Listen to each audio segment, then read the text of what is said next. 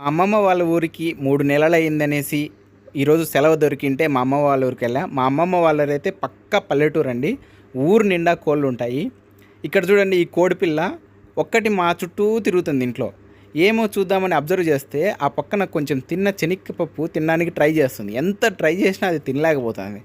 దానికి నేను ఇది తినలేకపోతుంది అని మా అవ్వని అడిగితే మా అవ్వ ఊర్లో ఈ కోళ్ళకు తెగుళ్ళు అనేది వచ్చింది. ఆ తెగుళ్ళతో ఉండే కోళ్ళని చచ్చిపోయినాయి.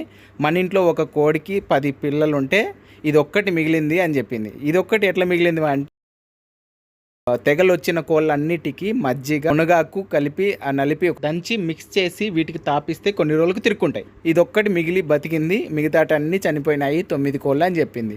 ఈ ఒక్క కోడిని ఇది కూడా చనిపోయేటట్టే ఉంది, తిరుగుతుంది అంటే లేదనైనా ఒక 2-3 రోజులకు తిరుగుకుంటుంది అని చెప్పింది అనమాట. సో మీరు కూడా ఇలాంటి ఫేసెస్ మునగాకు దంచి మజ్జిగలో మిక్స్ చేసి